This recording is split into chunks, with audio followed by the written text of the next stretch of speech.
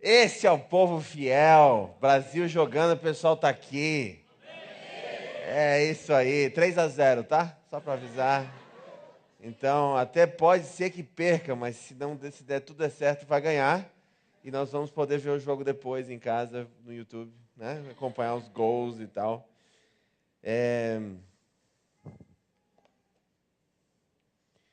Quem aqui já quis fugir de casa? Levanta a mão.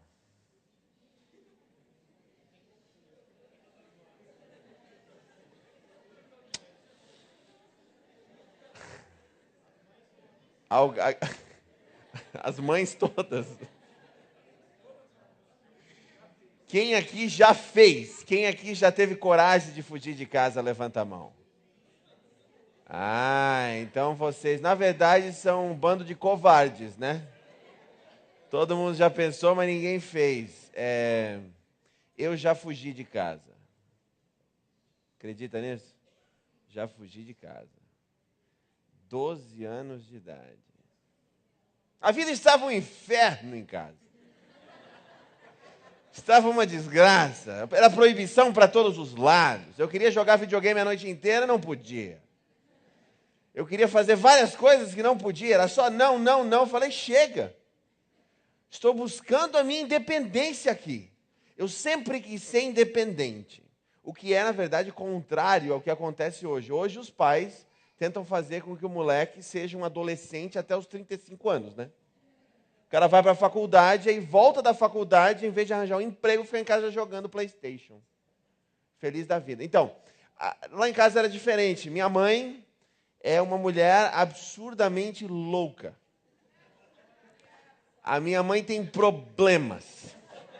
Sempre teve problemas. A minha primeira viagem de ônibus sozinho, que os pais ficam pensando, né? Qual que é a idade ideal para deixar a criança ir para outro lugar? Normalmente o pessoal 16 anos, 18 anos. A minha primeira viagem sozinho era uma viagem de 12 horas entre Florianópolis, onde eu morava, e Chapecó, a casa das minhas tias. Eu sempre fazia viagem com meu pai, e aí minha mãe decidiu, eu digo minha mãe porque meu pai não estava tão a favor.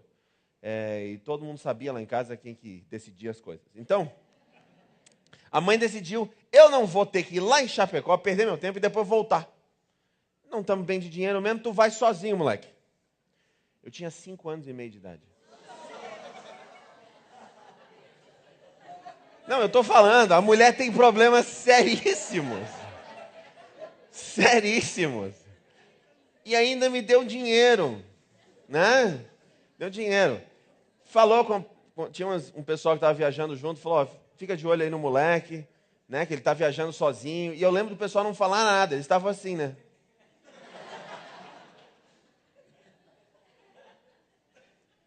E eu, claro, com essa independência toda, né? Claro, eu fui lá, saí do ônibus para comprar um X-salada. Lembra do X-salada de rodoviária? Na época antes da Rede Graal. Você lembra da desgraça que era? Você parava para comer um quibe fritado em óleo diesel? Você lembra da pobreza que eram as rodoviárias? Então, um dia... Se bem que a Rede Graal é muito cara, né? Então, você tem que planejar a viagem e quando começar a economizar. Eu vou comer um pedaço de pizza na Rede Graal, 3 meses antes você já vai guardando. Né? Para chegar na hora certa. Então, eu fiz a minha primeira viagem. Sempre quis ser muito independente. E eu lembro que quando eu tinha 8 anos de idade, eu vi uma oportunidade de negócios. Eu falei, esse negócio de mesada não está funcionando para mim. Eu não ganho nada nessa mesada, não posso comprar nada decente nessa mesada. Então, eu vi uma oportunidade de negócio. Eu percebi que eu podia comprar picolé barato, ir para a praia e vender caro. Calculei. Eu só não fui dizer para os meus pais. Porque se meu pai descobrisse que eu estava vendendo picolé na praia, ele ia surtar. Principalmente porque a praia onde a gente morava numa mansãozinha em Canasvieiras, em Florianópolis, que ficava perto do clube dos oficiais. Ele sendo coronel da Polícia Militar, a última coisa que ele queria era o filho dele vendendo picolé na praia para os filhos dos amigos dele. Seria uma situação humilhante. Pergunta se eu me importava com isso. pegava o picolé e ia vender. E vendia todos os picolés, sem os pais perceberem. Ok. Um dia, eu falei, o dia que mais tem gente na praia é quando? No sábado. Ninguém vai saber. Vamos lá. Peguei o meu negocinho, né? Eu fui lá, enchi o negócio de picolé e fui para a praia, feliz. Quando eu terminei de vender tudo, em 2 horas foi tudo. Convenci a gente que não estava nem com vontade de comer picolé, de comprar o negócio do picolé. Voltando para casa, eu tive preguiça e deveria ter dado uma volta tremenda nos quarteirões para poder chegar no negócio de picolé e entregar, né? E ganhar o dinheiro. Bom, nesse dia, eu fui com preguiça, passei na frente da minha casa. A mãe está lá, lendo a Bíblia, nem vai perceber. Tranquilo. Quando eu passei, eu não percebi que ela me viu. Voltei com o dinheiro no bolso do picolé. Cheguei em casa, eu já senti um clima, né? Você percebe o clima. Então, o que a mãe fez? A mãe falou com calma, ela falou, olha, eu quero dizer para você que eu estou muito triste contigo, estou muito brava e não vou fazer nada nesse momento, mas eu sei que você andou vendendo picolé no sábado, sabendo que você jamais deveria ter feito isso. Então eu vou esperar me acalmar e depois eu lido contigo.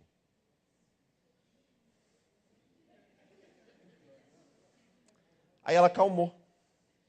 Aí ela voltou para lidar comigo. Você sabia que você não deveria ter feito isso? Sabia. Você sabia que esse é o sábado do Senhor? Você não pode fazer essas coisas? Sabia, mãe. Então, o que a gente faz agora contigo? Nada, mãe, não faço mais isso. Não, você vai fazer o seguinte. Você vai lá fora, está aqui uma faquinha, você vai cortar um galho de árvore e trazer de volta para mim, tirado todas as folhinhas. Aí depois você vai me dizer quantas varadas você merece. Aí lá foi o moleque, né? A viagem para o galho de árvore foi mais doloroso do que apanhar.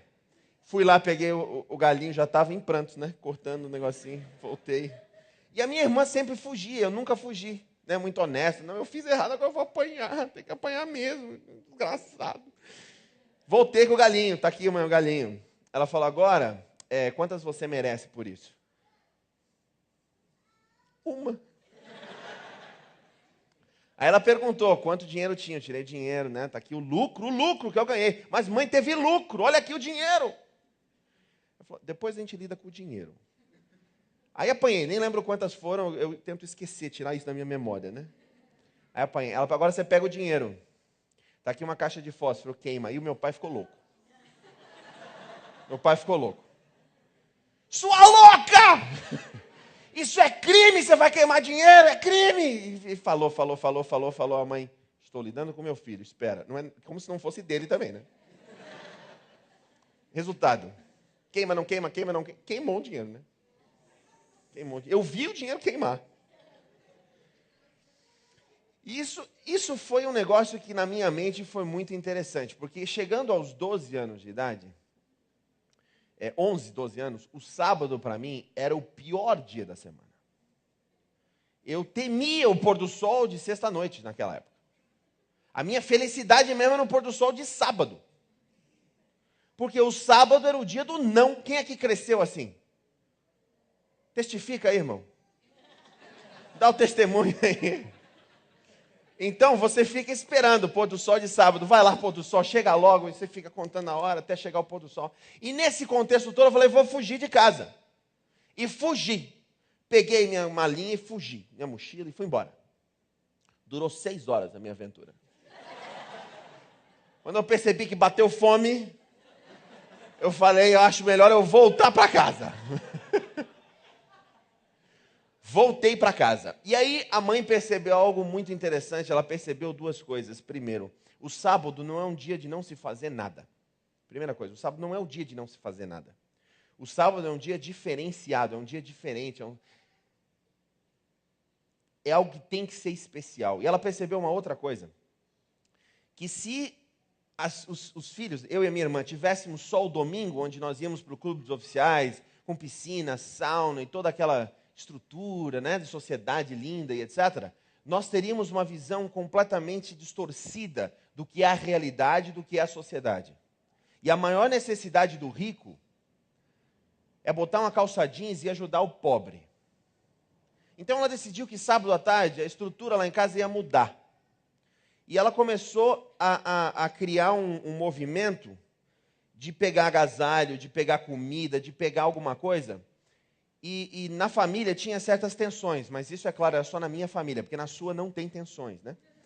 Então tinha certas tensões. E no sábado, quando todo mundo ficava no mesmo local, essas tensões aumentavam. Então a briga no sábado era a coisa mais normal do mundo.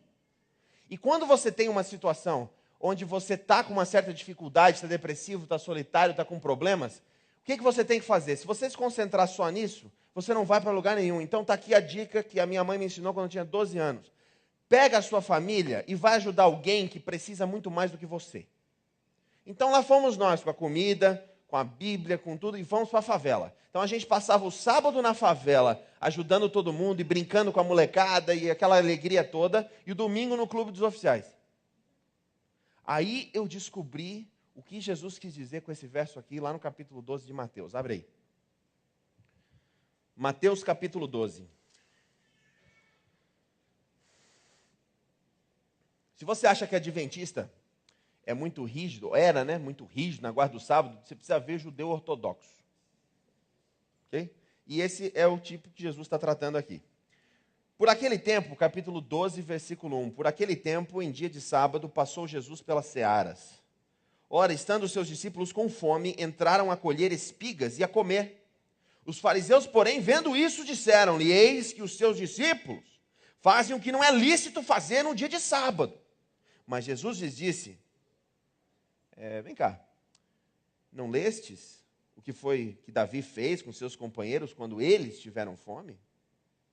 Como entrou na casa de Deus e comeram os pães da preposição, os quais não lhe era lícito comer, nem a ele, nem aos que com ele estavam, mas exclusivamente aos sacerdotes? Ou não lestes na lei que aos sábados os sacerdotes no templo violam o sábado e ficam sem culpa? Pois eu vos digo, aqui está quem é maior do que o templo. Mas, se vós soubesseis o que significa misericórdia quero e não holocaustos, não teríeis condenado inocentes, porque o Filho do Homem é Senhor do sábado.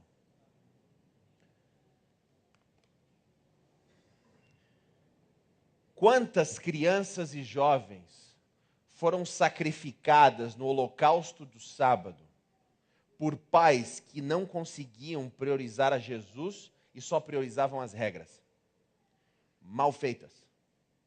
Quantas casas que priorizavam o sábado e ninguém fazia nada no dia de sábado, a não ser o almoço onde eles crucificavam o pastor e metade da liderança da igreja, enquanto os filhos ouviam à mesa essa hipocrisia que acontecia em quantas famílias?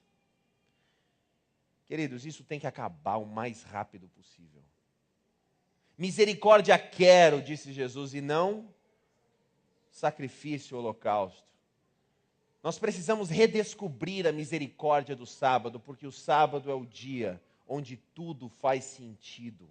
O sábado é o dia onde as famílias se reencontram, aonde os amigos se perdoam, aonde a misericórdia é latente, aonde o pobre é recebido, aonde o que tem fome recebe o que comer, o que tem sede recebe o que beber, aquele prisioneiro é visitado, as pessoas que estão solitárias, elas são ouvidas. Queridos, o sábado é o dia de libertação.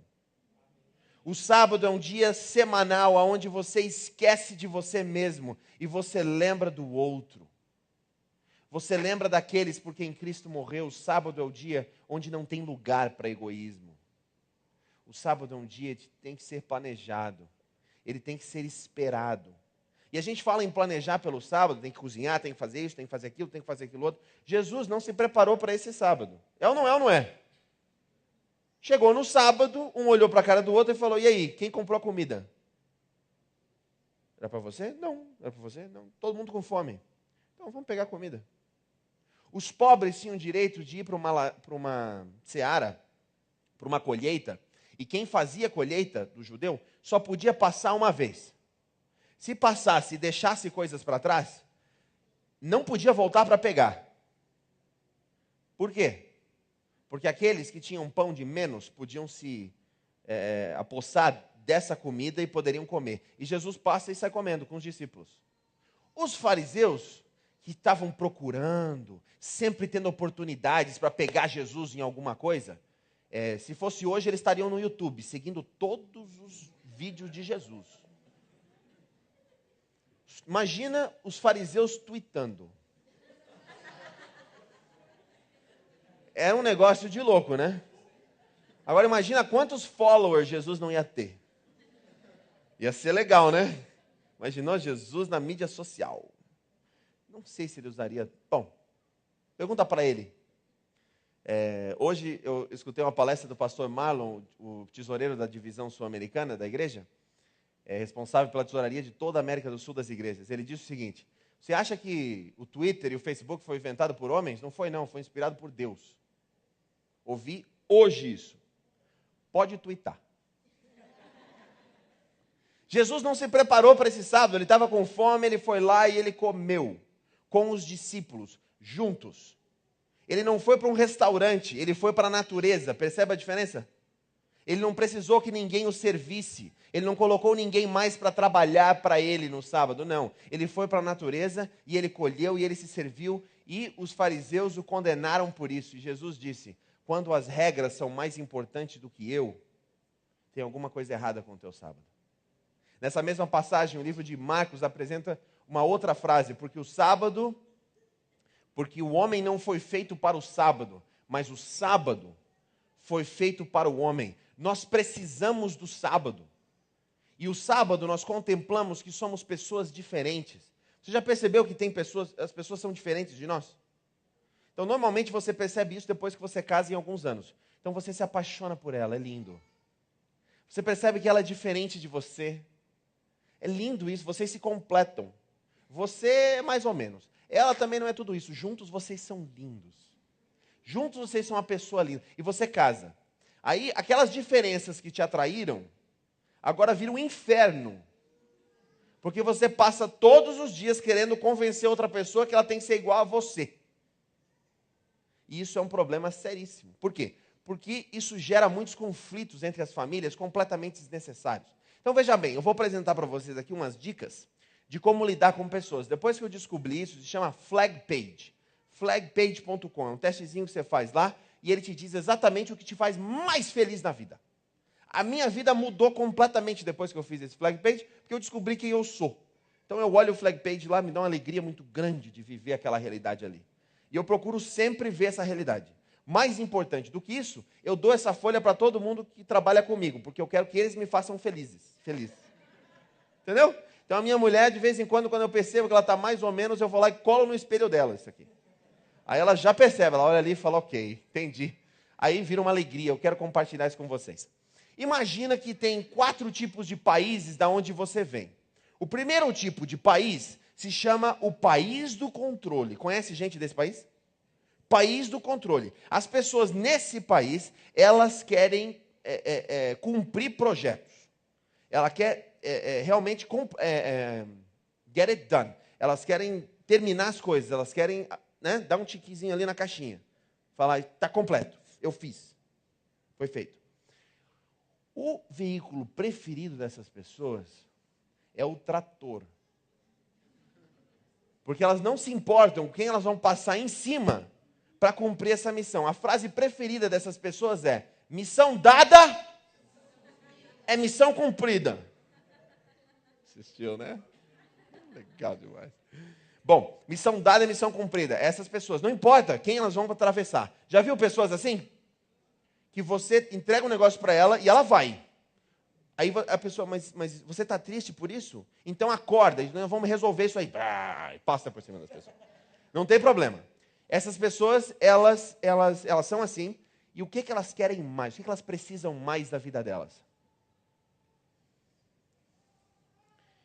Apreciação pelo que elas fazem.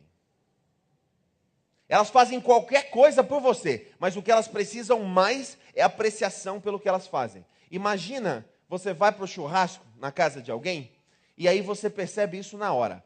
O pai ele já começa a falar. Semana passada eu estava lá na empresa e eu consegui fazer isso aqui, foi um negócio lindo. Aí a visitante, você fala, pô, que legal, você conseguiu fechar esse contrato e tal. E o filho, 16 anos, olha assim e fala, ih, não elogia não, senão ele vai falar falando isso a tarde inteira.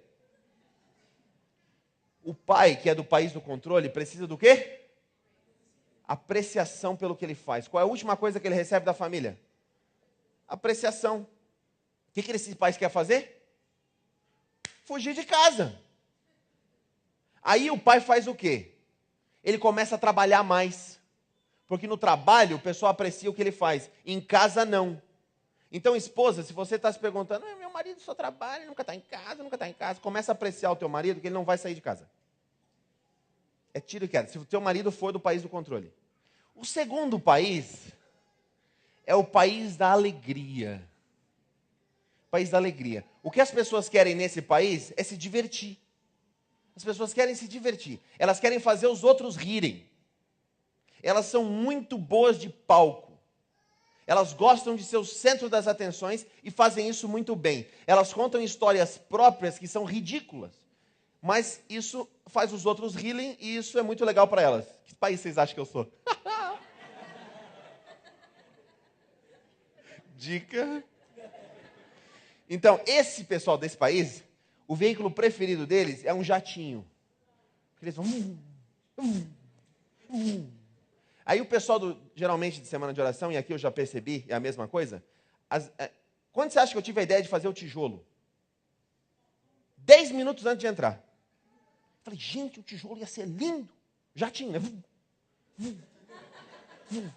Aí se tenta uma coisa e dá errado, bate na parede e cai. Aí você fica, pô, você né? Despedaçou tudo. Aí levanta e fala, você viu o que aconteceu? Eu caí, foi terrível. Porque essas pessoas não se importam em errar, se levantar e tentar de novo até acertar. O que elas precisam mais é que você aceite a maneira como elas agem. Então essas pessoas, por exemplo, para mim, a pior coisa que você pode falar, que vai me machucar muito, é você olhar para o teu amigo e falar, pastor Sam é um palhaço mesmo, né? Ele está lá para pregar a Bíblia e só faz os outros rirem, é um palhaço. Isso aí me machucaria demais. Por quê? Porque eu preciso, tenho uma necessidade interna que Deus criou dentro de mim, de que você aceite a forma como eu ajo. Okay? Imagina você chega na casa no mesmo churrasco, aí a esposa começa a fazer umas piadinhas, porque ela é desse país, né? Aí ela começa a fazer umas piadinhas tal, e conta, o marido não é desse país. E imediatamente fala para a pessoa, fala, não começa a rir, senão ela vai começar com essas piadinhas a tarde inteira. O que ele está fazendo com ela? Maçando assim. Ó. O que essa mulher quer fazer? Fugir de casa. Faz isso por 3 anos para você ver. Aí ela está no escritório, está na igreja, está em outro lugar e encontra um cara que começa a rir de tudo que ela fala. E aceita exatamente como ela é. É um amigo. O que você acha que ela vai acontecer?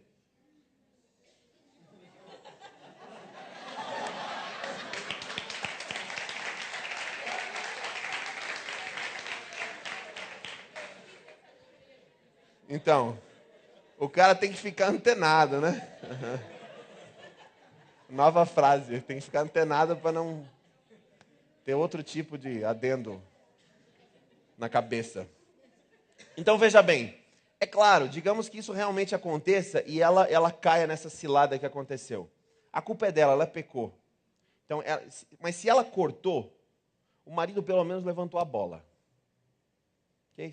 Se o pecado foi pintar a parede, ela errou, ela pintou a parede, mas quem trouxe a tinta foi o próprio marido. E nós fazemos isso nas nossas famílias o tempo inteiro. Porque a gente não entende o que as pessoas precisam mais e o que elas querem mais. Se você sabe disso, se você conhece as pessoas que você ama, os seus amigos, no trabalho, em casa, você pode oferecer para elas exatamente o que essas pessoas precisam. E essas pessoas vão se tornar amicíssimas tuas. Vocês nunca vão ter dificuldades que vocês não possam resolver. O terceiro tipo de pessoa é do país da perfeição. Já viu gente da perfeição? Tudo tem que estar perfeito. Se a pessoa faz uma coisa que não está perfeita, ela já joga dardos, né? Ela já começa, isso aí está uma droga. Aquilo ali, aquilo ali. Já foi em restaurante com alguém que imediatamente começa, pois é, está muito bom, mas tem uma sujeira aqui na toalha, tem o garçom não fez isso. Essa pessoa com certeza é do mundo perfeito. Para ela só vê defeito nas coisas. Aí o cara da alegria, digamos que a mulher seja do mundo perfeito e o cara seja da alegria. Então ele chega no restaurante e o cara só vê coisa boa. Só vê coisa boa. E a mulher só vê defeito nas coisas. Aí eles vão conversar, né? Se eles não entendem isso, é uma desgraça. Porque ele vai olhar, tá vendo? Você só vê defeito nas coisas, você é muito mulher depressiva. E você só vê o copo meio vazio. Você é uma desgraça. Começa a ver as coisas positivamente. Vocês imaginam a quantidade de casais se separa por isso. Deus fez a mulher assim. Se ela é do mundo perfeito, você tem que entender isso. Ela vai ver defeito. Você vai ver qualidade. Juntos, vocês são uma pessoa legal. Juntos. Porque se você for ignorar sempre as coisas que estão erradas, a tua vida vai ser uma desgraça, concorda? Sabe o que as pessoas do mundo perfeito elas são? Elas são os melhores arquitetos, os melhores músicos, os melhores de tudo que você imaginar.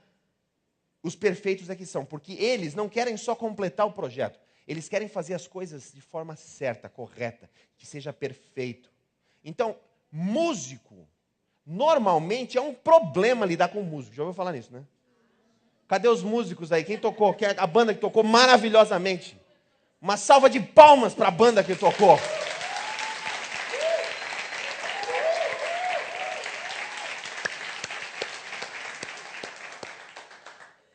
Mas não vamos nos iludir. Músico é complicado, gente. Por que músico é complicado? Porque músico, ele tem uma imagem, ele tem uma criação. Você fez essas músicas, né, Rodolfo? Essa última aqui, composição tua. Então, você fez essa música. Então, você tem um sentimento contra essa música. Se eu quiser falar alguma coisa da tua música, é o teu filho. Não vem falar mal do filho de ninguém. Por isso que não tem gente que chega lá pro filhinho, o filhinho acabou de nascer, você vai visitar, etc. A carinha do moleque é um joelho, mas você não fala isso. Chega e fala, mas que coisa mais linda, você viu que lindo a criança. É isso, gente. A criação está ali. O mais engraçado é você ver mulher com aquela, como é que chama? Raio-X não, a sonografia, né? Ultrassom, chega com ultrassom, aí aquela felicidade do ultrassom, chega lá na igreja, em casa, na família, e mostra o ultrassom. Aí as mulheres se reúnem e falam, mas que coisa mais linda, você viu o joelhinho e tal. E os homens estão... Eu não estou vendo nada. Um dia eu quero pegar um ultrassom e entregar para uma mulher que não tem nada mesmo, né? E ver se ela enxerga o negócio do filho dela, né? Porque ela vai olhar assim, coisa mais linda e etc. Eu falo, te peguei. Não é nada. Não é nada. Então, é um filho, é uma criação tua. Então, como é que você lida com o músico? O que é o músico? O que é alguém do mundo perfeito que demora 3 meses para fazer um negocinho pequeno? Ok? Como é que você lida com o músico? Como é que você lida com um profissional que é assim? Como é que você lida com uma esposa que é assim, como a minha? Como é que você lida com... Como? Jejum e oração. Pega o pessoal da igreja para orar também. É muito simples, gente. E eu vou falar... Se você entender isso aqui, vai mudar a sua vida quando você trata com essas pessoas. E olha só, se você tem um filho que você acha que vem desse mundo perfeito, desse país perfeito, muito cuidado. Porque se você não souber lidar do seu filho, as marcas, as cicatrizes que vai deixar nele, vai durar por 20, 30 anos. E você não vai conseguir curar essa cicatriz. Então, se você acha que tem um filho do mundo perfeito, cuida sim do seu filho, da sua filha. Tenha muito cuidado. E aprenda o que eu vou falar agora. Como é que você faz? O que a pessoa mais precisa é que você esteja sensível aos sentimentos dela.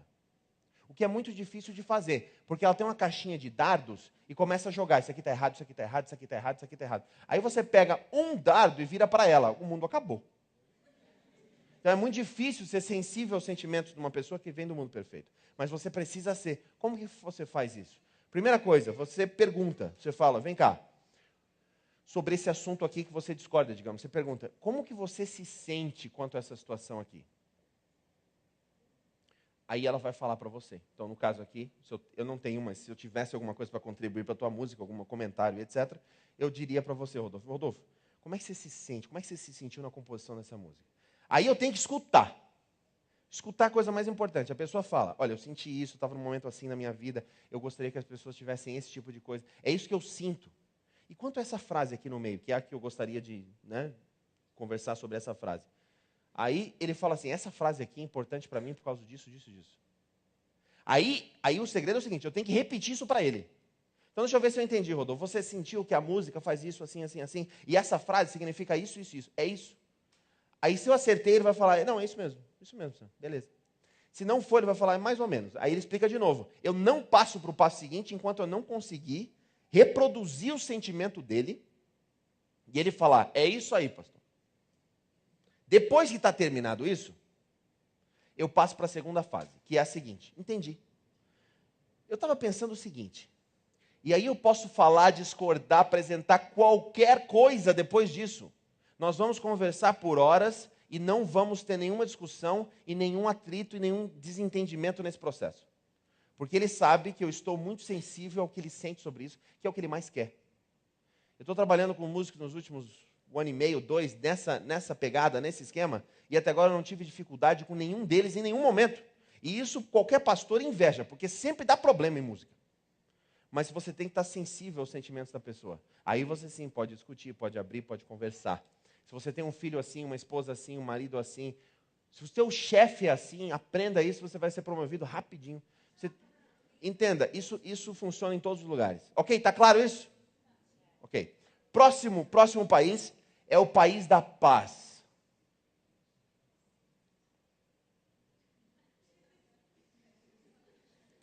O veículo preferido desse povo é uma gôndola.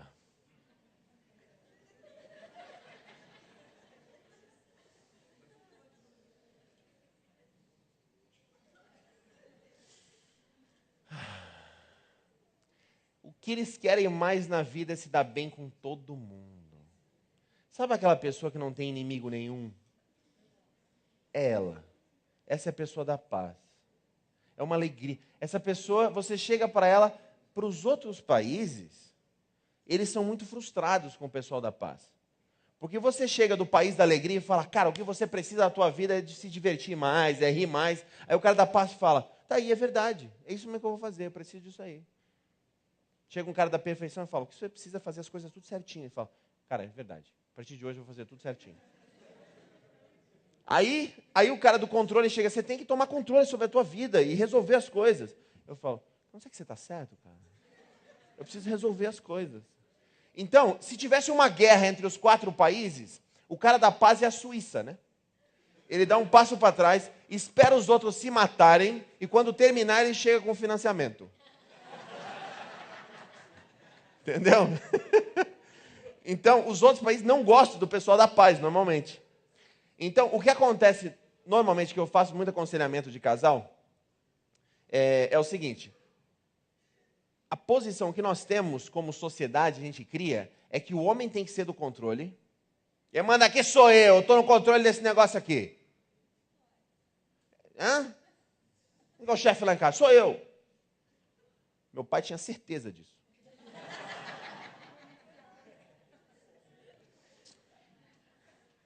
E a mulher que a gente cria para a sociedade, a mulher perfeita, quem que é o nome dela? É a Amélia, né? Ela é submissa, ela dá paz, ela concorda, ela faz, etc. Esqueci de falar, o que a pessoa da paz precisa mais é respeito por quem ela é. Que é a coisa mais difícil de dar, né? Porque ela não impõe respeito e é só o que ela precisa é respeito. E a pessoa da paz é que você tem que ter mais cuidado, porque ela é mais propensa à violência. Sabe aquele cara, aquela mulher que, né, sempre calminha, sempre submissa, etc. A próxima coisa que você ouviu é que ela encheu o marido de porrada? Chega um momento que não dá mais. Ela aguenta. E chega um momento que não dá mais, explode. Tá? E quando explode, ela não é responsável pelos seus atos. Então, normalmente, a mulher da paz, a mulher, a criação que a gente tem na mente, é a mulher sendo da paz. Marido do controle, mulher da paz. Lá em casa, é mais ou menos isso. Meu segundo país é controle. E a minha esposa, o segundo país dela é a paz. Então, quando vocês conhecerem minha esposa um dia aí, vocês vão perceber essa dinâmica. Então, ela é muito introvertida, ela não fala muito, ela é quietinha e tal, e tal, e tal. É a mulher perfeita, né? Que a sociedade pinta. Então, o problema é o seguinte. Normalmente os casamentos são inversos. A mulher é do controle, ela é que resolve, ela que tem, né, que pega o boi pelo chifre mesmo e resolve. E o marido é tranquilo, tranquilo. Então, tinha um farmacêutico, tinha um amigo. Chegou o farmacêutico e falou, eu preciso ir no banco. E o cara falou, mas o que você quer dizer com isso? Não, cuida da farmácia aqui para mim, são 5 minutinhos, eu vou no banco e já volto. O cara falou, mas eu não sei nada de remédio. Ninguém vem nessa farmácia mesmo, fica tranquilo. Aí o cara ficou, foi no banco, voltou, demorou 15 minutos, atrasou. Claro, todo banco atrasa, voltou. Quando chegou lá, perguntou, e aí, veio alguém? O cara falou, veio. E o que o cara tinha? O cara estava com uma dor de barriga, né? Posso falar caganeira ou não posso? Melhor não falar, né? Não vou falar. Ele estava com uma dor de barriga, ok? Aí o farmacêutico perguntou, cara, e o que você deu para ele? Eu dei esse remédio aqui. Cara, mas isso aí é calmante. Para onde o cara foi? Foi para lá. Estava vestindo o quê? Uma camisa marrom, tal, com amarelo. Perfeito, né? Então, para lá. Ele que saiu correndo. Aí estava o cara lá sentado assim. Aí ele chegou, o senhor foi na farmácia e comprou um remedinho ali? Ele falou, comprei. Como é que o senhor está se sentindo? Todo borrado, mas tranquilo, tranquilo.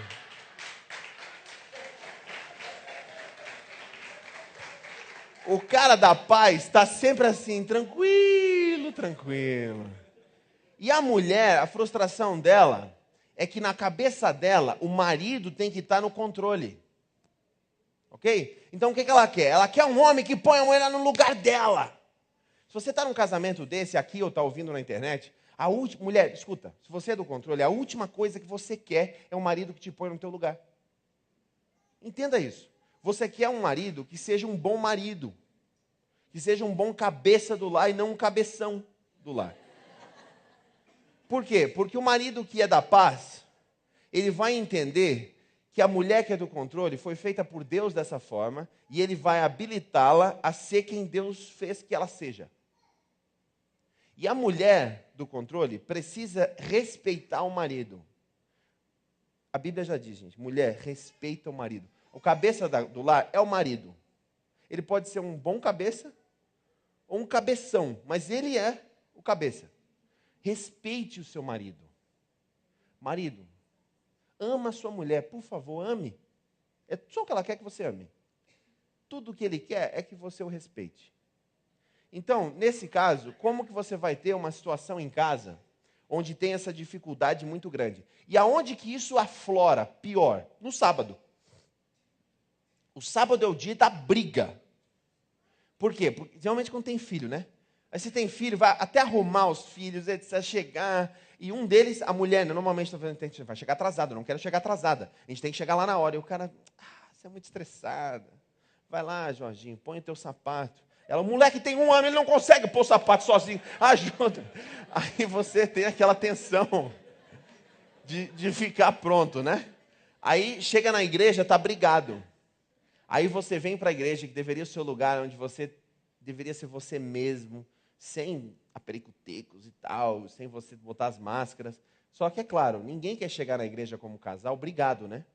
Então, é aquela história. Quando você sai do carro, feliz sábado, irmã, feliz sábado, e passa e tal. Aí arranja um ministério na igreja para fazer, para não sentar do lado um do outro. É assim.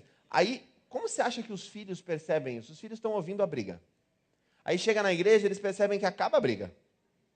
Volta para o carro, você acha que a briga acabou? Não, tem que resolver. Então, gente, dentro dos relacionamentos de pai para filho, de mãe, etc., se você já pensou em fugir de casa, se a sua situação ou no trabalho ou em casa está muito difícil, 2 coisas. Primeiro, entenda quem são as pessoas, entenda quem Deus fez as pessoas serem. As pessoas não são igual a você e nunca vão ser. Quando vão ser? Nunca. Nunca vão ser, nunca serão, nunca. Ok? Então, a pessoa vai continuar sendo aquela pessoa. Se você não casou ainda, quem que é noivo aqui fala, uhul! Parabéns!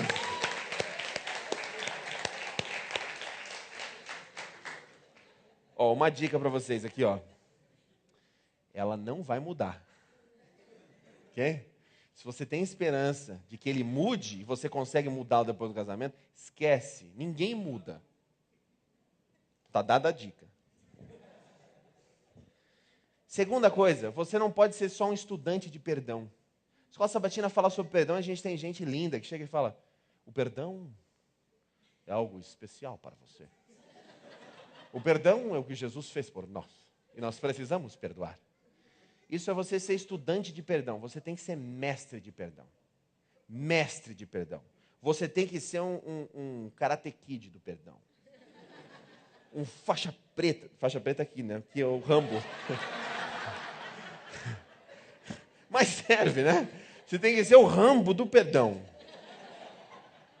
Todo sábado. Você, nem que você precise chegar na frente do espelho com a faixa vermelha e botar.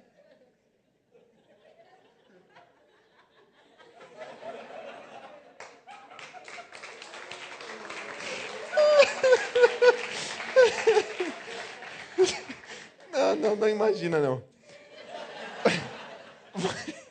Você precisa, todo sábado, ser um mestre do perdão. Você precisa aprender como perdoar, porque famílias, você toda semana tem que dar um reset. Não pode passar do sábado. No pôr do sol de sexta-noite é a hora onde você dá o reset. Diz a história que tinha um casal, o pastor e a esposa, né? Aí o padre veio visitar todas as famílias e chegou na casa do pastor e da esposa na sexta-noite, enquanto estava fazendo o pôr do sol, sem saber. Bateu o padre na porta, o pastor abriu, falou: pois não, padre, tudo bem e tal? Pois não, eu estou fazendo uma visita aqui para o pessoal, e o pastor ficou meio constrangido de não convidar o padre e convidou o padre para entrar. O padre entrou, sentou o pastor e a esposa do lado, e o padre sentado. Então, gente, como é que vocês estão na comunidade aqui? Está tudo bem e tal? Aí o pastor: não, está tudo bem, falou. A esposa falou, ok.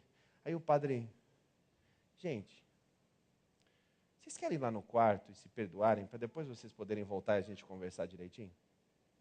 História real. Todo mundo percebe quando vocês estão brigados.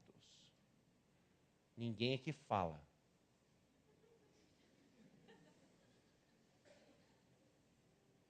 Todo mundo percebe.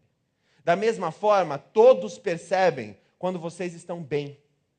Vocês não precisam fazer nada. E eu, graças a Deus, estou numa fase linda nesses 6 meses do meu casamento. Então, eu tenho amigos que vão lá em casa. E um amigo meu, esses dias, foi lá, me ajudou com o sofá e tal. Ficou 10 minutos, 15 minutos em casa. Eu quase não falei tanto com a Amy e tal, conversando. Aí, saímos de casa e fomos para Londres. Ele olhou para mim e falou: Sam, você está muito bem com ela, né? Eu olhei para ele e falei: e não é pouco, não. Esse amigo meu, ele passou por uma separação muito triste. E ele perdeu a esperança de que um dia 2 pessoas podem viver juntas felizes. Como muitos de nós já perderam. Casais, vocês são uma inspiração para o mundo. Vocês são a mensagem que 2 pessoas diferentes podem viver em paz, intimamente. Se vocês não conseguirem, que esperança nós temos da nova terra de todos nós fazermos isso? Amem-se hoje e eternamente. E todo sábado, aperte o reset lá, onde tudo é perdoado e você começa de novo. Mas pastor, perdão é um negócio muito complicado. E eu não sei. Machuca quando as pessoas falam algo contra você. Quando você percebe que alguém, principalmente aqueles que você ama, se o teu inimigo te faz mal, aquilo não te machuca muito. As pessoas que têm mais potencial de nos machucar são quem? As pessoas que estão mais próximas. E por isso dói mais. Então, o primeiro passo disso, eu gosto de dar um negócio bem concreto para você fazer. Primeiro passo, você tem que se comunicar com essa pessoa. Jesus foi muito claro. Não começa a falar para todo mundo. Não vai adiantar nada, só vai aumentar a dor. E não fica pensando na tua cabeça: eu gostaria de fazer isso com a pessoa. E a vingança já vem na mente. E a questão da vingança é que ela sempre aumenta. Sempre aumenta. Ele foi lá e riscou teu carro. Você vai lá e dá uma paulada na porta dele. Aí vai aumentando. Sempre escala, sempre aumenta, sempre aumenta, sempre aumenta. Por isso que diz, o Gandhi disse, né? Em terra onde permanece olho por olho, dente por dente, todo mundo fica cego. Que sempre escala. O perdão é o momento que você percebe que se você continuar pensando em vingança, é como se você estivesse tomando veneno, esperando que o outro morra. Faz 5 anos que você está com um problema com aquele teu irmão que mora lá em Rondônia. O teu irmão está vivendo a vida normal e você está aqui ainda regurgitando aquela tristeza. Quem que está morrendo? É você. Perdoa para você ser livre. Não pode passar de sábado. Se você tem alguém que você precisa perdoar, hoje é domingo, você tem 5 dias, até o pôr do sol de sexta-feira, para perdoar. Não pode passar de sábado. Então, o primeiro passo, se aproxima da pessoa e se comunica com ela. Mas não fala assim, ó, você é um retardado porque você fez isso comigo. Você é terrível. Não importa, isso não importa, isso só vai piorar. Você explica para a pessoa, quando você fez isso, aquilo me machucou dessa e dessa forma. E eu não sei se foi intencional, se não foi, eu quero dizer que isso me machucou bastante. Mas eu quero dizer também que eu te perdoo. Que eu não vou carregar isso comigo. Você está livre, eu não tenho nada contra você. Pedindo perdão ou não, você está perdoado.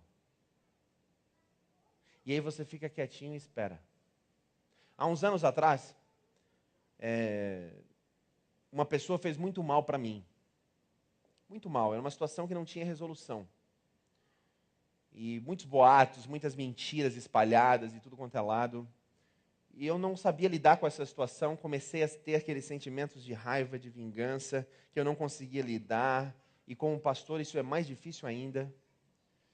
E o meu corpo começou a reagir de forma negativa, eu comecei a desmaiar do nada. E aquilo foi. Aí eu batendo um papo com o doutor Irineu, que vocês conhecem, ele falou, Sam, isso aí é simples. E explicou o que era. Eu falei, então tá bom, vamos resolver. Chamei a pessoa que tinha me feito mal, a gente sentou, e eu falei dessa forma, falei, o que você fez, intencionalmente ou não, me machucou assim, assim, assim. E você está perdoado. Imagina um peso saindo de você. O ombro fisicamente fez isso aqui. Uau. A outra pessoa falou, eu não fazia ideia do que isso tinha acontecido. E eu sinto muito se foi assim que você viu, me perdoa por ter feito isso. Sabe o que aconteceu?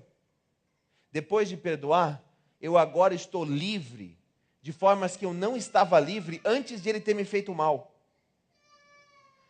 Todo sábado, gente, não pode chegar ao pôr do sol sem você apertar o botão de reset na sua família. Onde tudo é perdoado. Porque no sábado, o sábado é o dia de você inspirar o mundo. O sábado é o dia de você passar tempo com a sua família, de forma que o mundo seja inspirado, seja encantado por pessoas que conseguem viver tão bem juntos. Nós estamos desesperados como sociedade por pessoas que encantem a todos com a sua forma de viver. Não percebeu que nós já acreditamos nisso? O Gerson mencionou no sábado que ele tem 32 anos juntos com a Fátima, a esposa dele. Você percebeu que todos nós começamos a bater palmas sem notar? Por quê? Porque uma pessoa que consegue passar 32 anos com outra inspira todos nós. É ou não é ou não é? Não pode chegar no sábado sem apertar o botão de reset. Voltando para minha mãe. Quando eu tinha 13 anos, um ano depois, ela, muito louca, né? Nunca mudou. Convenceu meu pai a vender uma casa, a casa, a única que a gente tinha, para me mandar estudar na Inglaterra. Uma época muito difícil, porque brasileiro não ia estudar fora. E a Libra estava um absurdo de caro. Mas ela, né, falou com meu pai e tal, ele queria que eu fosse diplomata, ela queria que eu fosse pastor. Quem ganhou, né? Você viu? Aí Deus deu uma inspiração para ela, ela falou, você não quer que ele seja diplomata? Pois é, ele vai precisar do inglês.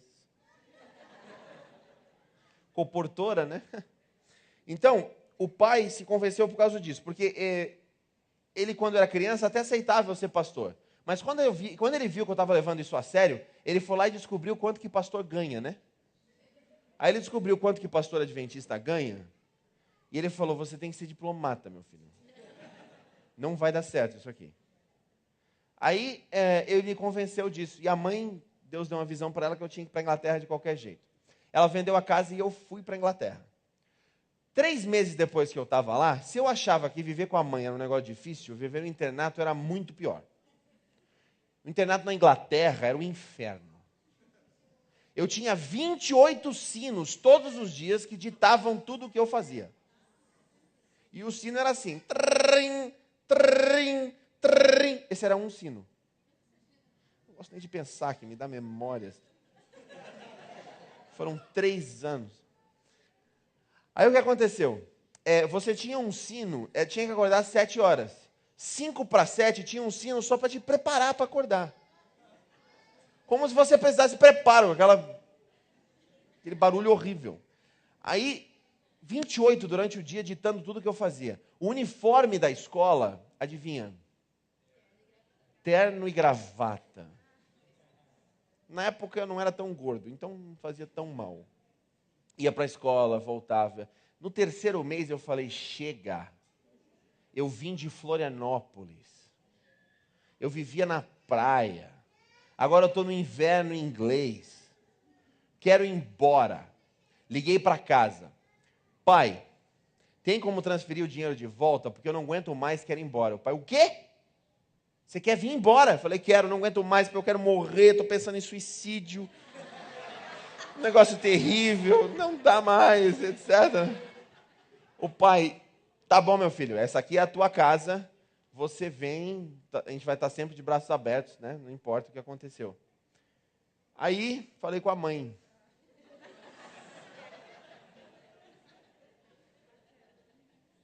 Mãe, eu quero ir embora, não aguento mais. Ela ouviu, aham.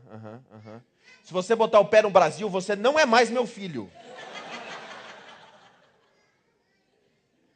Nenhuma compaixão.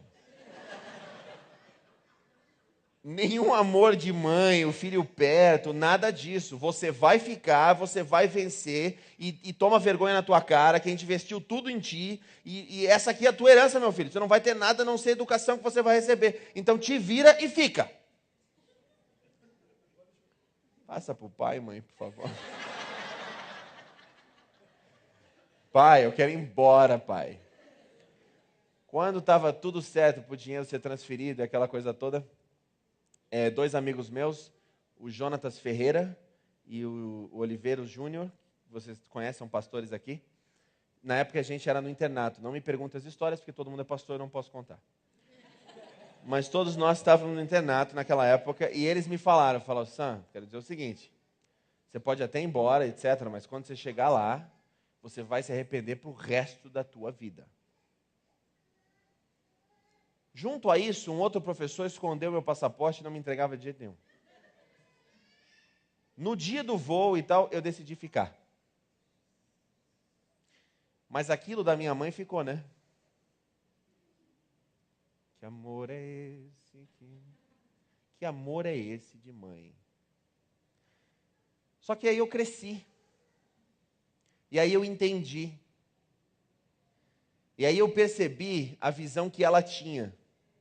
E o pai me contava que depois que ela tinha essas conversas comigo, ela desligava o telefone e chorava por 1 hora inteira de saudades. E aí um dia a gente se perdoou. E foi lindo. E hoje eu quero apresentar para vocês a minha mãe que está aqui.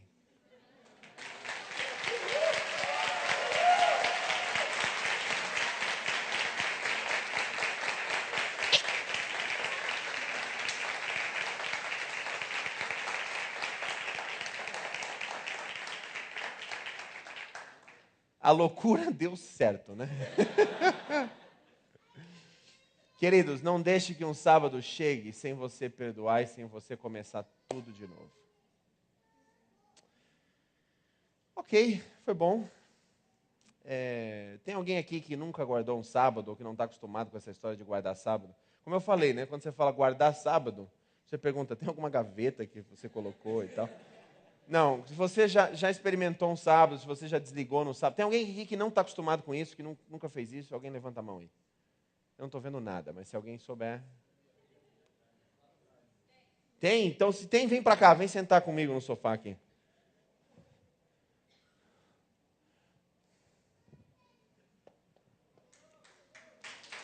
Quem que é corajoso?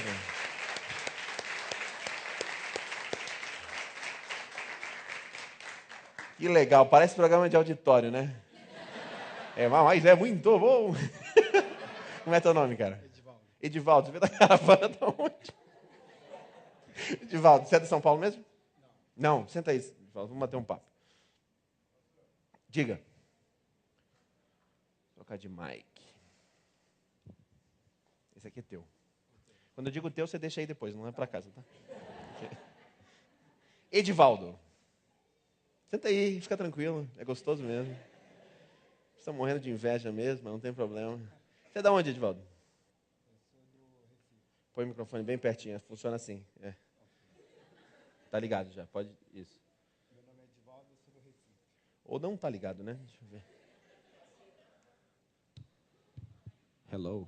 Bom, vai estar funcionando. Bom. Alô, som. Som. Você é do Recife? Sou do Recife. Cara, fui convidado para ir para o Recife hoje passar o domingo lá, acredita? Acredito. O pastor está falando, tem que ser verdade, não vai acreditar. Cara, você está cansado de algumas coisas na tua vida ou não? Você está tranquilo? O que você está cansado? Não, hoje eu estou tranquilo. Hoje eu Está tô tranquilo? Mas normalmente você está cansado do governo, está cansado do quê? Você está cansado de alguma coisa? O que te aflige no dia a dia aí? Só serviço muito corrido. O que você faz, cara? Eu sou fiscal de loja. Fiscal de loja. O que é isso? É comércio, né? Mercado. Você fiscaliza o quê? As pessoas que entram em intenção de furtar a mercadoria. Então você pega ladrão. Vamos dizer, o Entendi. português completo, isso mesmo. Mas fiscal de loja é muito mais bonito, né? Pegar ladrão. Que legal, cara. Você não precisa dar dados, não precisa dizer específico, nada específico, mas você já passou por uma dificuldade na tua família que alguém te machucou muito, que teve uma tensão muito grande? Não, que eu me lembro, graças a Deus, não. Com amigos, nunca aconteceu. Não. Amém? É isso aí. Vem cá, você é o país da paz, né? Graças a Deus.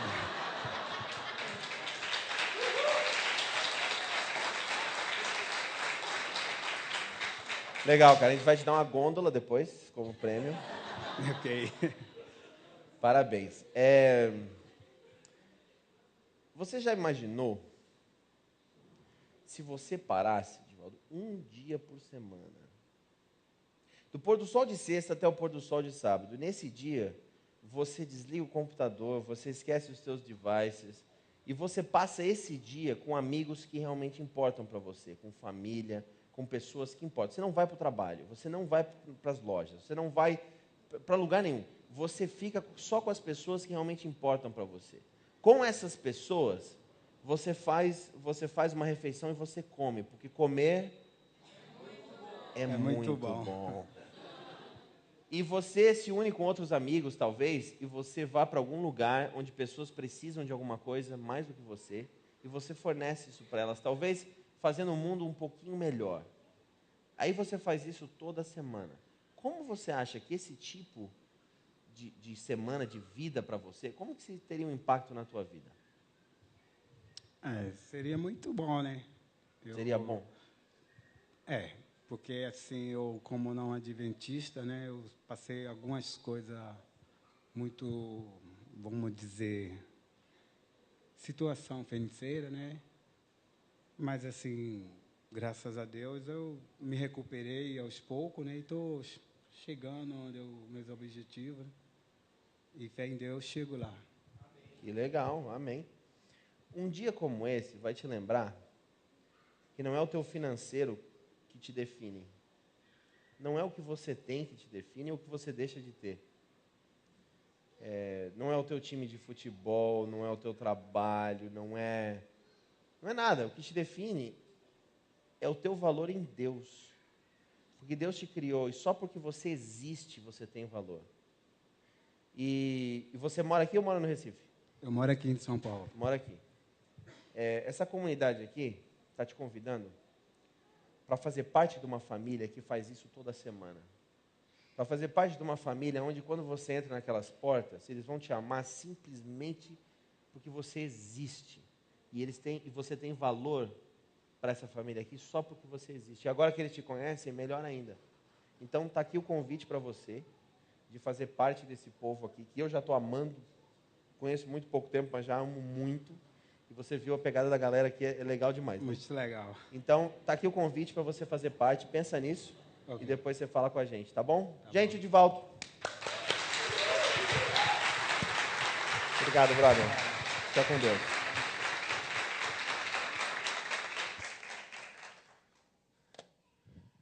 Contagem regressiva para você apertar o botão de reset e perdoar todo mundo. Começa hoje e acaba no pôr do sol de sexta. Está aí o desafio. Se levanta se você gostaria de orar por isso agora.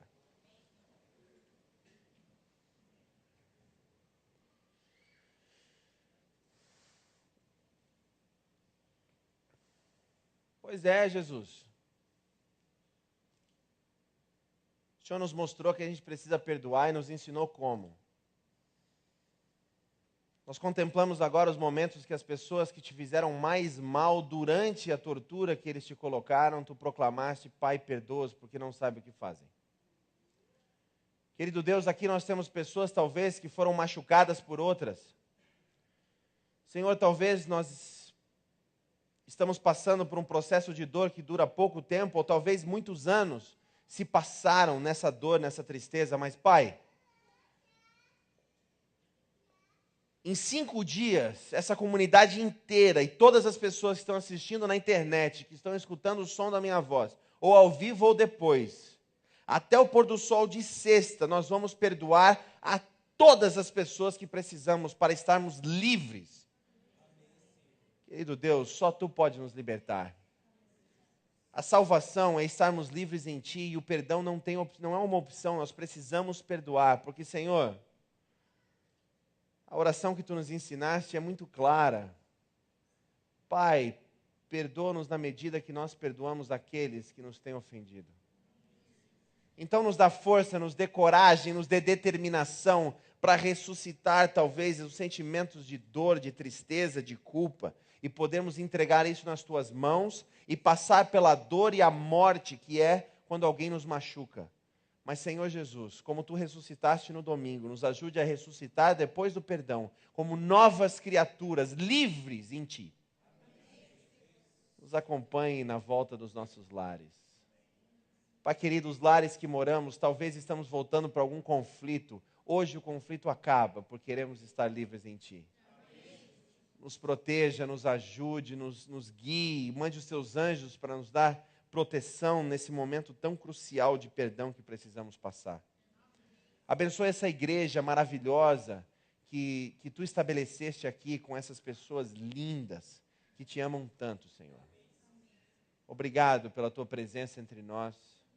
É claro que não pelos nossos méritos, mas no nome Teu te pedimos. Amém.